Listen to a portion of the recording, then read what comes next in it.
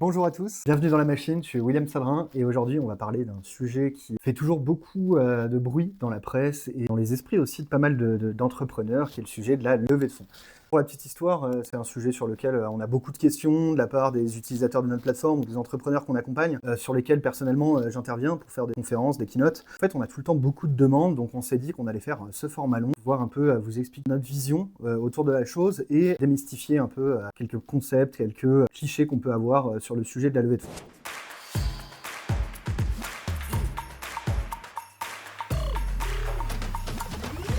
Maintenant, on va parler process de levée de fonds. Comment on s'organise si on a bien compris tout ça, si on s'est dit qu'on allait essayer de jouer ce jeu totalement taré, de mettre tout à risque en espérant avoir ce 0,1% de chance de faire un truc énorme. Je juge pas, hein, chacun son type de boîte, quoi. Et il y a des marchés sur lesquels c'est absolument nécessaire, il y a des players de boîtes sur lesquels c'est absolument nécessaire de lever de l'argent, donc vraiment pas de jugement, mais c'est quand même un peu fou, hein, vous l'avez bien compris. Donc, pour parler process, à partir du moment où on a bien compris tout ça, où on pense que son business, qu'on a les épaules pour se lancer dans un risque pareil, la levée, c'est un process de sales. C'est le process de sales le plus compliqué du monde. Et ça, il faut bien le comprendre. La levée, c'est pas de se dire, tiens, mon incubateur m'a proposé de faire une rencontre avec des investisseurs. J'en ai rencontré trois. Il y en a un qui m'a dit que ça l'intéressait. Bah tiens, je vais faire des follow-up et je vais essayer de le convaincre. C'est le pire piège que vous pouvez avoir. Pour deux raisons. La première, c'est que faut pas oublier que l'investisseur, bah, lui aussi, il fait du marketing et il n'a pas envie de laisser une porte fermée.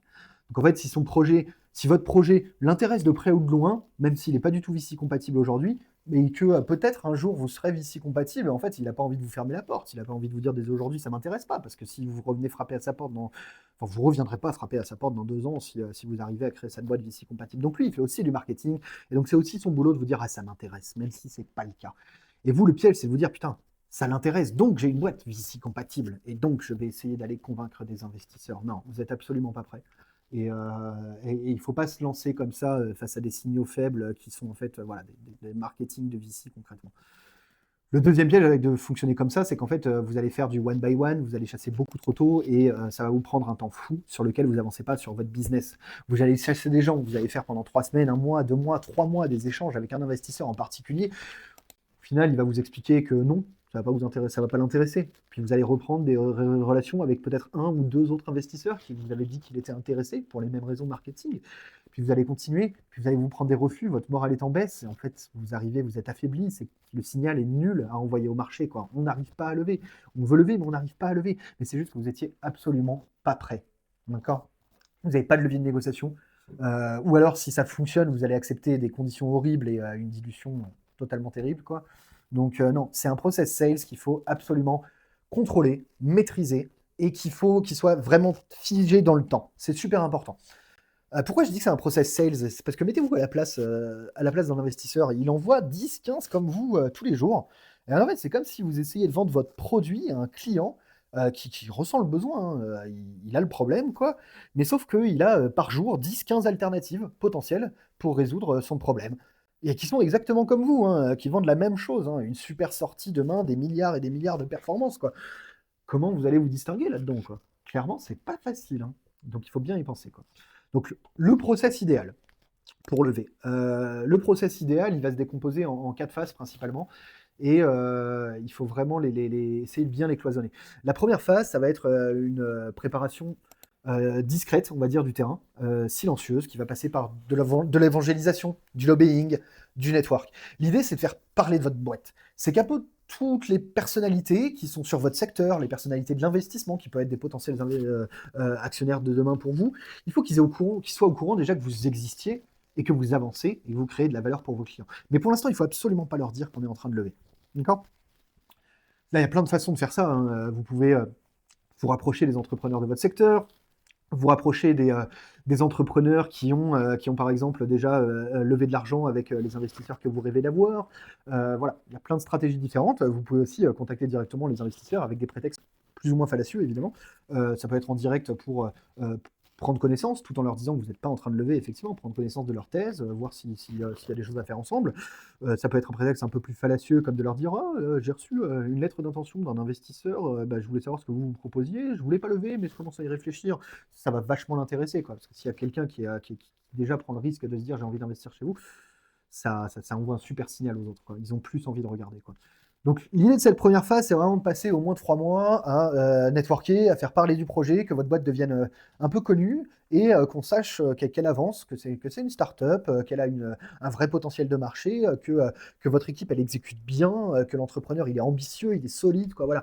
Il faut se montrer, il faut essayer de créer un cercle de soutien autour de vous. Ça peut être des mentors, ça peut être encore une fois d'autres entrepreneurs du secteur qui, à un moment où vous serez prêt, vont pouvoir vous activer des intros. Ça, c'est le truc qui va permettre d'accélérer votre levée. C'est le fait que ça ne soit pas vous qui allez voir un investisseur en lui disant « Hey, salut, tu peux me filer ton argent ?» Non, c'est quelqu'un d'autre qui va dire à l'investisseur « Tu devrais rencontrer cette personne, elle va te faire gagner de l'argent. » Ça, c'est ce qui va vous permettre d'ouvrir énormément de portes et de marquer des points, de passer le filtre des analystes et d'avoir directement les partenaires. Et puis surtout, vous avez déjà inscrit dans la tête de votre cible, de votre prospect investisseur, qu'en fait, que vous êtes une boîte qui existe, qui est légitime et qui avance, quoi. Et donc après cette phase de préparation, vous allez activer un peu tout ce réseau de soutien, 30, 40, 50 personnes, et leur demander des intros, donc avec des potentiels investisseurs que idéalement vous aurez listés, vous serez déjà renseigné. Il y a beaucoup de devoirs à faire autour de la levée de fonds. Et donc vous allez essayer de caler sur une phase de 1 à 2 semaines énormément de calls sur lesquels vous allez être très direct et vous allez dire voilà, on lève de l'argent. Et là, vous avez votre plan, donc on lève tant d'argent pour faire tels investissements, pour arriver jusque-là. Voici la strate qu'on défend, voici les conditions qu'on essaie de voir. Et ça, sur 1 à 2 semaines, vous allez faire énormément de calls. Normalement, si vous avez bien fait le travail de préparation et de lobbying au début, et le fait que vous ayez des intros, en fait, il y a des gens qui vont être intéressés, qui vont vous faire des propositions, à vous de les mettre en concurrence, de faire monter la sauce, d'essayer d'aller vers pas forcément la personne qui donne les meilleures conditions, mais aussi celle avec laquelle vous avez le plus envie de bosser. Super important comme paramètre. Et donc, sur ces 2 semaines-là, de faire le plus de calls, d'avoir le plus d'offres possible. Après, de choisir celle qui vous convient le mieux, les actionnaires qui conviennent le mieux. Et ensuite, on part dans une phase de négociation où là, ça va être avec les avocats. Ça ne veut toujours pas dire que le tour va se faire, encore une fois, attention. Mais c'est vraiment le meilleur process pour essayer de garder le contrôle de l'histoire que vous racontez, du temps que vous allouez à la levée. Parce que pendant que vous êtes en levée de fonds, sur ces phases de 2 semaines, vous allez faire énormément de calls. Idéalement, il faut faire que ça et il faut en faire le plus possible.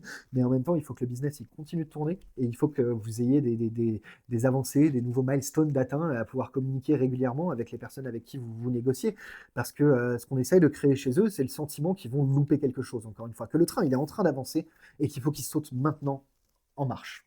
Il y a plein de choses dont on pourrait parler, évidemment, encore une fois, sur ce sujet. C'est à partir du moment où vous avez choisi la personne que la vraie bataille, on va dire, va commencer. Ça va être la bataille des négociations autour des clauses. Il y a beaucoup de clauses auxquelles il faut faire attention. Évidemment, il faut absolument avoir un avocat pour être accompagné sur une levée de fonds. Les avocats, c'est de l'argent que vous dépensez aujourd'hui, parfois beaucoup d'argent, mais qui vous permettra d'éviter d'en perdre demain. C'est bien une dépense sur laquelle il ne faut pas être trop regardant, donc il faut se faire extrêmement accompagner. Le but de cette vidéo n'est pas de vous faire un tour des clauses et de vous expliquer comment elles fonctionnent, mais plutôt de vous dire de laisser de côté le sujet de la valorisation et vous concentrer un peu plus sur ces sujets-là. Liquid pref, ratchet, vesting, toutes ces choses-là, drag et lang. C'est des choses sur lesquelles vous devez vous renseigner parce que vos interlocuteurs vont vouloir tester à quel point vous êtes familier avec ça. Et plus vous les connaissez, plus en fait ils vont être à la fois déçus de ne pas pouvoir vous faire avaler des couleuvres, mais en même temps contents parce que ça veut dire que vous allez aussi vous maximiser la valeur que vous essayez de créer et vous allez défendre bec et ongle votre part du gâteau. Donc potentiellement, vous êtes un meilleur entrepreneur qui va avoir plus de chances de leur apporter de la thune que si vous ne connaissez absolument rien à ces questions-là. Sur le sujet des clauses, autre pratique qu'il faut avoir en tête pour rappeler le boulot de l'investisseur et de maximiser son retour sur investissement. Donc, il y a souvent des pratiques dans ces phases-là, les fins de phase, notamment de négociation, sur lesquelles il faut alerter, c'est assez important. Il y en a de moins en moins, mais il y en a toujours. Et encore une fois, c'est le boulot de l'investisseur, donc on ne veut pas forcément leur en vouloir. Mais si vous avez fait ce travail-là bien, que vous avez différentes offres d'investissement, de LOI, il y a un moment, vous allez voir, où les investisseurs vont potentiellement vous challenger beaucoup, vous essayer de faire passer des clauses absolument abusives. Et en fait, ils veulent faire traîner la chose pour que vous vous retrouviez dans des galères de gestion de trésorerie et que vous acceptiez de signer des choses qui ne sont pas forcément saines pour pouvoir payer vos salaires demain, en fait. Donc il faut faire vachement attention, il faut bien maîtriser ce timing-là, parce que si vous devenez dépendant à l'argent de l'investisseur, ben, en fait, vous le comprenez bien, hein, lui, il appuie sur le bouton quand il veut, donc il va faire traîner les choses, il va vous mettre en difficulté financière, de gestion de trésorerie, et puis au moment où il y aura une échéance, souvent des salaires, ben, vous allez accepter ces clauses, vous allez signer pour avoir l'argent sur le compte et que la boîte continue d'exister. Donc c'est des pratiques qui sont pas forcément normales, pas forcément saines, mais qui arrivent encore aujourd'hui. Un exemple que j'aime bien donner parce que moi ça m'avait rendu fou à l'époque quand j'étais journaliste aux Échos, c'est le cas de Miro. Miro, vous avez peut-être pas entendu parler, enfin ça dépend de votre âge, ça dépend à quel moment vous êtes rentré dans l'écosystème startup. Miro, c'était une des boîtes les plus prometteuses de la French Tech. C'était la boîte qui a atteint le statut de licorne le plus rapidement à l'époque. Enfin, c'était assez dingue, quoi. Pour vous faire le pitch, hein, c'est une boîte qui voulait ubériser un peu le métier de photographe, hein, et permettre à des restos, des agences immobilières de commander un photographe professionnel et d'avoir des clichés professionnels pour un tarif réduit avec une rapidité assez forte. Leur edge à eux, en tout cas ce qu'ils disaient, c'était qu'ils avaient un logiciel de retouche automatique qui permettrait aux photographes de passer beaucoup moins de temps sur le retraitement des photos et donc beaucoup plus de temps à créer, à prendre de nouvelles missions. Dans les faits, qu'est-ce qui s'est passé? Cette boîte, elle était assez sexy, notamment parce que son fondateur, Thomas Rebaud, c'est un mec hallucinant. C'est une vraie machine de guerre. Il est extrêmement convaincant, il est extrêmement séduisant, il est vraiment bon dans ce qu'il fait. C'est vraiment l'entrepreneur rêvé pour les fonds d'investissement, quoi. Et donc, ce qui s'est passé, c'est que Miro a fait une levée de fonds vraiment assez massive, 230 millions d'euros. Et quelques années plus tard, la boîte a coulé parce qu'il n'y avait plus personne derrière pour prendre le relais. Pourquoi c'est important comme leçon? Parce qu'en fait, ce qui s'est passé à l'époque, c'est que Miro était sexy. Il y avait des fonds d'investissement qui étaient intéressés. Ils avaient clairement une strat qui était VC compatible. Ils voulaient lever de l'argent. Ils avaient fait un travail de levée de fonds. Ils ont eu des offres d'investisseurs, même étrangers, hein, des fonds anglais, des fonds américains, quoi, avec des propositions raisonnables pour l'époque, on va dire, en termes de valorisation, en termes de différentes clauses. Et ce qui s'est passé, c'est qu'en fait, les fonds français, notamment les gros fonds français, se sont dit c'est impossible que une boîte comme ça, sexy, française, qui va vite, avec un entrepreneur ultra sexy, en fait, elle soit financée par des fonds américains. C'est pas que c'est impossible, mais ça nous ferait chier, quoi, de passer à côté, quoi. Et donc les fonds français, on ne va pas les citer, vous pourrez vite retrouver lesquels, sont allés proposer à Miro des conditions beaucoup plus attractives que ce que le reste du marché avait proposé, avec par exemple du cash-out direct pour l'entrepreneur. Le cash-out, c'est le fait de vendre ses actions, hein, donc c'est pas un sujet de levée de fonds, c'est je vends mes actions. Et donc, en fait, il y a une valorisation beaucoup plus élevée. Et donc, évidemment, quand on propose à un entrepreneur qui a quelques années de boîte à peine de se faire de l'argent déjà au passage avec sa levée de fonds en vendant un peu de ses titres, de lever beaucoup plus d'argent, de devenir une licorne du jour au lendemain, d'être un fleuron français, de partir avec des actionnaires français, c'est dur de dire non, évidemment. Et donc, ils ont craqué, même si les conditions étaient vraiment pas saines, quoi, parce que pas de rationnel particulier, à part le chauvinisme français et l'envie de garder cette boîte avec des actionnaires français. Et donc, évidemment, ce qui s'est passé, c'est que les conditions macroéconomiques se sont un peu dégradées et il n'y avait plus personne derrière pour suivre sur les tours suivants. La valorisation de ce tour de 230 millions d'euros était tellement énormissime qu'il n'y avait plus personne derrière pour prendre le relais. Et en plus de ça, en fait, Miro, il ne voulait pas lever autant d'argent. Ils savaient ce qu'ils allaient faire avec 100, 120 millions d'euros, pas avec 230 millions d'euros. Donc ils ont dû grossir beaucoup plus vite, ils ont dû recruter plus vite, parce que de l'argent qui dort dans un compte, ça sert à rien du tout. Il faut le faire travailler, quoi. Et alors en fait, ils ont cédé aux sirènes de l'argent facile, on peut dire, quoi, même si c'était le cas à l'époque, et c'est pas les seuls. Et derrière, ils ont dû faire des choix qui n'étaient pas prévus, et au service d'une croissance qui n'était pas possible sur un marché qui avait besoin encore d'évangélisation, avec un produit tech qui avait encore besoin de beaucoup de travail, parce que la vérité aussi, c'est que la partie technique ne suivait pas. Et donc ça a fermé, ça a fini par couler la boîte. Et 4 ans après cette première levée, c'était absolument fini. Et tout le monde a perdu beaucoup d'argent. Donc voilà, cet exemple, c'est vraiment pour bien comprendre quel jeu il faut jouer, quels sont les paramètres qui rentrent en compte et comment, dans l'exercice d'une levée de fonds, il faut qu'en tant qu'entrepreneur, vous arriviez à faire le plus de sens possible. De sens dans votre discours, dans sens dans le plan que vous allez vendre aux investisseurs, de sens dans ce truc totalement absurde qui est de vendre une part de sa boîte pour aller plus vite. Il faut qu'on mette le plus de sens possible dans ces actions-là. Il y a évidemment plein d'alternatives à la levée de fonds, mais c'est pas le sujet de cette vidéo. bootstrapper, aller voir l'argent des clients. L'argent des clients, c'est l'argent le moins cher.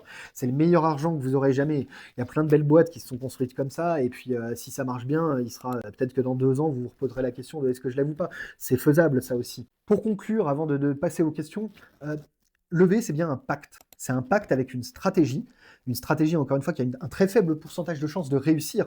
Mais si elle réussit, ça va faire un truc énorme avec des gros effets d'échelle. Et il faut en avoir conscience avant de se dire que vous allez envoyer un signal au marché, comme quoi vous levez des fonds. C'est un pacte avec un modèle économique, une croissance exponentielle ou un échec. C'est un pacte aussi avec une temporalité. Encore une fois, vous n'avez pas d'horizon de temps, ou alors peut-être votre retraite. Mais l'investisseur, lui, il a un fonds qui a une durée de vie limitée. Donc voilà, et c'est un pacte avec un type de risque, hein. Vous devez tout miser sur ce home run, quoi. C'est tout ou rien. Go big or go home, comme disent les Américains. Voilà. Donc, est-ce que vous construisez une entreprise pour faire un pari comme ça? Ou est-ce que vous construisez une entreprise pour durer? C'est des questions qu'il faut se poser dès le premier jour, je pense en tout cas, du projet. Et à disposition évidemment pour en parler. C'était un peu généraliste, il y avait beaucoup de sujets. N'hésitez pas vraiment en commentaire de cette vidéo à poser vos questions spécifiques, à prendre rendez-vous avec nous pour qu'on parle de vos sujets.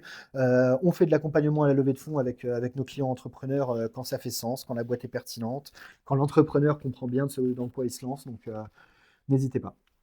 On va passer aux questions. Quand on a annoncé sur LinkedIn qu'on allait faire cette vidéo, on vous a demandé des questions, on en a reçu plusieurs. La première qui est revenue plusieurs fois, c'est quoi la différence entre un VC et un business angel? La différence principale qu'il faut comprendre dans cet exercice-là, encore une fois, on n'est pas forcément en train de parler de fiscalité ou de gestion financière, c'est une différence de psychologie et de pourquoi les gens font les choses. Il y a beaucoup de types de business angel. Il y a une ancienne génération qui va avoir une logique de diversification du patrimoine et de entrepreneuriat par procuration. C'est souvent des gens qui sont en pré-retraite, en retraite et qui ont du mal à lâcher et qui vont se dire business angel pour continuer à avoir un petit pied dans le monde des affaires, se sentir vivant, etc. La nouvelle génération de business angel qui est arrivée il y a maintenant une dizaine d'années, c'est des entrepreneurs un peu plus jeunes qui ont connu les débuts de la French Tech, de la vague de start-up françaises, quoi, et qui connaissent un peu plus le métier, qui connaissent un peu plus comment fonctionne un VC, et qui vont jouer en fait des stratégies. Encore une fois, ce sont des généralités, hein, le business, c'est des humains, donc chaque cas est particulier, mais qui vont faire des stratégies un peu similaires au VC. Donc, qui vont faire la théorie des nombres, qui vont essayer de mettre leur bille, leur argent sur que des boîtes qui ont des chances de faire un pourcentage, enfin une sortie extrêmement énorme, quoi, avec beaucoup d'argent. Euh, Encore une fois, généralité, des business angels, ce sont des individus. Et il y en a autant qu'il y a d'individus sur Terre et autant de différences et d'unicité, c'est ce qui est magnifique. Et c'est ce qui est magnifique dans l'entrepreneuriat. Donc il n'y a pas de règle particulière. Il y a des gens qui n'étaient pas business angel que vous pouvez convaincre de le devenir. Il y a des gens qui étaient business angel qui n'investissaient jamais sur votre secteur que vous pouvez convaincre d'investir sur votre secteur. Absolument tout peut arriver. Mais un business angel, en tout cas, ce qui est sûr, ce qu'il faut comprendre, c'est que c'est son argent, d'accord, que la plupart du temps, il s'attend aussi à le perdre quand même, hein. Comme on investit en bourse, hein, on part du principe que c'est de l'argent qu'on ne va pas revoir. C'est pas de l'argent dont on a besoin, puisque ce sont des investissements extrêmement risqués, encore plus risqués en startup qu'en bourse, quoi. Donc tout est possible avec des business angels, encore une fois. Le fonds d'investissement, là, tout de suite, on va sur des dynamiques et des réflexions qui sont beaucoup plus gravées dans le marbre. Le fonds d'investissement, il a des règles, il a des instances de gouvernance, il a des comités d'investissement, il a des LPs à qui il doit rendre des comptes. Donc tout ce que j'ai dit au début de la vidéo sur le fonds d'investissement, là, c'est vrai la plupart du temps, avec encore une fois des spécificités sectorielles, parfois des spécificités d'impact, parce qu'il existe des fonds d'investissement à impact, etc. Mais globalement, la première règle reste la même. On a envie d'investir sur des boîtes qui ont une chance de faire quelque chose d'énorme. La principale différence, elle tient là, hein. Business angel, vous avez affaire à des individus. Fonds d'investissement, vous avez affaire à des structures dont les règles sont absolument cadrées. Autre question qu'on a eue, comment savoir la typologie d'investisseurs qu'il faut viser? Tiens, BA, VC, Family Office. Moi, ce que j'aime faire avec les entrepreneurs que j'accompagne sur la levée de fonds, c'est d'un premier exercice, ça va être de lister tous les gens qu'ils rêvent d'avoir au capital. Parce que plus vous mettez du sens dans votre action d'essayer de convaincre un investisseur, plus ça va marcher en fait. La logique, elle est super simple. Si vous allez chercher quelqu'un qui a plus de valeur à apporter que juste de la thune, cette personne-là, elle le sait aussi de son côté. Elle le voit bien que si il se met à bosser avec vous, son euro à lui, il va en valoir 10 à partir du moment où vous bossez ensemble. Donc logiquement, c'est plus facile de le séduire. Ils le voient bien, hein, je bosse ensemble, tout de suite, je crée de la valeur avec vous, quoi. Rien que le fait de bosser ensemble. Ça peut être par des synergies de marché, ça peut être par une expertise particulière qui vous manque aujourd'hui, quoi. Mais si ça fait sens et si ce côté smart money, il est clair dans votre tête et que vous allez chercher des gens qui peuvent apporter beaucoup plus que de l'argent, ça va être plus facile de le convaincre parce que eux aussi ils le savent et ils vont bien voir que leur thune à eux, c'est pas celle de la banque ou de la BPI, quoi. En tout cas, il va y avoir plus de valeur. Donc, le premier exercice, c'est ça, c'est de lister tous les gens qu'on rêve d'avoir à notre capital. Pas juste pour la fame, encore une fois, pour une expertise, un accès à un marché particulier, des contacts, voilà, tout ce genre de choses. C'est ce qui va permettre de se dire que ces gens-là vont être plus faciles à convaincre parce qu'ils vont voir tout de suite un héros immédiat sur le fait de bosser ensemble. Donc ça vous permet de vous différencier par rapport à d'autres projets qui viendraient les voir que pour l'argent, encore une fois, quoi. Typologie, ça va bientôt, ça va beaucoup entre BA, Family Office, Venture Capital, ça va beaucoup dépendre du stade auquel vous en êtes, évidemment. Les premiers stades, il faut privilégier les business angels, potentiellement Family Office également, et puis plus on avance, plus ce ne sera que pour des fonds d'investissement VC, un peu plus tard private equity, et ainsi de suite. Donc c'est principalement une question de stade d'investissement. Il n'empêche qu'il y a des fonds d'investissement qui font du pré-seed, il y en a très peu, mais il y en a en Europe. Je vous invite à regarder, à les contacter si ça fait sens pour vous. Toujours la même logique, il faut se dire est-ce qu'on a intérêt à bosser ensemble ou pas? S'il n'y en a pas particulièrement d'intérêt, moi je zappe. Je pense que l'exercice de la levée de fonds est déjà tellement dur que il vaut mieux se concentrer sur les contacts qui font sens, quoi. Vraiment. Quelle est la longueur idéale d'un deck? Alors ça, c'est une vraie question. L'exercice de la levée de fonds, on va cristalliser beaucoup de choses autour d'avoir le deck parfait, etc. Le deck, c'est rien d'autre qu'un jeu de cartes. C'est des arguments pour appuyer votre discours que vous allez pouvoir sortir. Donc en fonction de votre strat de levée de fonds, le deck il va pas forcément être extrêmement utile. Il faut pas, je suis pas partisan d'envoyer un deck à la terre entière par exemple. Je préfère aller envoyer un one-pager, quelque chose que l'invest il va pouvoir lire dans le métro facilement et puis alors, se faire une première idée, quoi. Le deck, moi je le vois vraiment comme un outil argumentaire pour quand vous rencontrez les gens. En visio principalement, encore une fois, pour appuyer vos propos, pour ajouter des datas à ce que vous dites. Et il y a plein de règles derrière ça, hein. Par exemple, on n'écrit pas sur le deck quelque chose qu'on va dire à l'oral, parce que le but c'est que les gens ils nous écoutent. Donc la taille du deck, je ne sais pas si c'est important. Ça dépend vraiment de l'usage que vous en avez et ce que vous appelez deck. Support de présentation, mémo d'investissement, il y a plein de choses derrière. Donc toujours pareil, il faut que ça fasse du sens. Votre deck, il faut quand même qu'il soit beau, c'est important. Le premier avis est important, les apparences sont parfois importantes aussi. Il faut qu'il soit beau, il faut qu'il soit compréhensible, il faut qu'il soit compréhensible par un enfant de 5 ans comme par votre grand-mère idéalement. Il faut qu'il montre votre unique insight. Donc il y a beaucoup, beaucoup de paramètres. Le plus court, le mieux, j'ai envie de dire, en fait, pour répondre à cette question de la longueur du deck, le plus court, le mieux. Si votre message il est extrêmement précis, si votre unique insight c'est un vrai unique insight, mais en fait vous n'avez pas besoin de 20 slides, quoi. Vous avez juste besoin d'avoir les accès, de parler aux gens et de les convaincre, quoi. NDA ou pas? Ah, ça c'est un truc vachement français, le culte du secret. Non, NDA, jamais. Jamais de NDA. Concernant les data, il y a les data rooms. Il faut accepter qu'à partir du moment où vous parlez à un investisseur, il y a de grandes chances qu'il en parle à vos concurrents, parce que lui aussi, il va faire son étude de marché. Il va voir s'il n'y a pas une meilleure boutique dans laquelle investir à côté. Il va potentiellement aussi absorber de la data pour les transmettre à une participation qu'il a déjà, qui pourrait être intéressée par ces datas-là. Donc, en fait, non, pas de culte du secret. C'est comme quand on démarre son projet, hein, un NDA, ça sert à rien. Il faut en parler pour plein de raisons différentes. Déjà parce que si vous êtes la bonne personne avec le bon projet, il n'y a pas de raison que quelqu'un d'autre arrive à créer le même unique insight que vous et la même boîte. Et puis deuxièmement, les gens, ils n'ont pas que ça à foutre de vous copier. Ils ont assez de problèmes, chacun de leur côté. Ils ont assez d'objectifs, chacun de leur côté. Donc globalement, la confidentialité, non. Par contre, il faut bien doser son niveau de transparence, évidemment. Faut bien se rappeler que les investisseurs, ils se parlent tous entre eux. Il y en a très peu, hein, des investisseurs, des gens qui investissent dans les startups. On va partir du principe qu'ils se parlent tous. Donc il faut bien maîtriser le niveau de transparence que vous avez avec les gens, quoi. Il ne faut pas dire quelque chose à un invest et le lendemain dire autre chose à un autre. Ça va se savoir extrêmement vite. Et puis en plus, ça va se voir dans la façon dont vous parlez. À part si vous êtes le meilleur menteur du monde, mais bon, je ne vous le conseille pas. Ça n'empêche pas qu'il faut être aussi malin parfois, hein. Ça me fait penser à un petit exemple, c'est à Benjamin Guignot, le patron d'Ornicar. Il avait expliqué en toute transparence ses premières levées dans un podcast, je ne sais plus lequel, je retrouverai, où en fait il expliquait que sa première levée de fonds, il l'avait amorcée en contactant tous les investisseurs qu'il avait déjà rencontrés et leur disant j'ai eu une demande d'invest, j'ai eu une LOI à telle condition, mais j'aimerais plutôt bosser avec toi. Est-ce qu'on peut s'en parler, quoi, tu vois? En vrai, il avait rien eu. C'est juste pour amorcer le sujet, quoi. Voilà. Et donc, évidemment, jamais tu dis le nom de la personne, même si c'est une vraie LOI, parce que sinon ils vont s'appeler entre eux. Voilà, ils vont s'entendre. Donc bon, le secret, non, évidemment, quoi. Il faut être prêt quand on fait une levée de fonds à ouvrir sous le capot, à montrer ce qu'il y a derrière. Il faut absolument pas mentir, sinon les relations plus tard vont être extrêmement compliquées avec une personne, encore une fois, qui est chez vous, hein, dont vous pouvez pas vous débarrasser comme ça facilement. Vous pouvez pas vous en débarrasser tout court, hein, elle a une part de votre capital.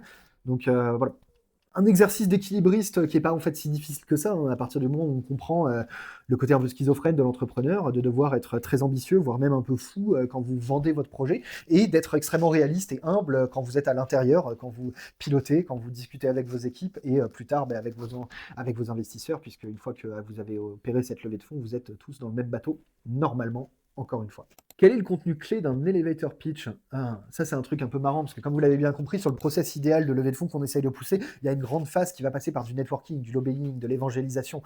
Et donc, c'est là où il faut assez maîtriser son discours. D'où le cliché de l'elevator pitch, c'est on croise quelqu'un, on a 1 minute pour lui parler, il faut qu'il soit intéressé, qu'il nous décroche un rendez-vous, quoi.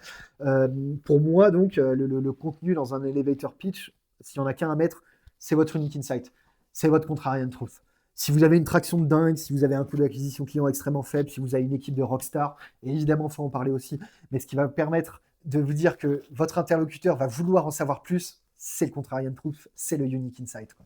Autre question, qui doit être impliqué dans la levée? Comment s'organiser pour continuer à faire tourner la boutique tout en étant efficace? Ça, c'est un truc assez important. La levée de fonds, c'est fait par une personne, et idéalement le CEO. Pourquoi? Parce qu'en fait, on le rappelle, le seul avantage d'une startup, normalement, c'est sa rapidité d'itération. Et la rapidité d'itération vient avec un biais vers l'action et donc une capacité à aller vite, à tester vite des choses, à prendre des décisions rapidement. Et donc à vouloir non pas réfléchir à quelle va être la meilleure action, mais juste à faire cette action, mesurer, tester, adapter. Et donc, ça découle d'un système qu'on connaît, qui est le système pyramidal. Il faut qu'il y ait une personne qui décide.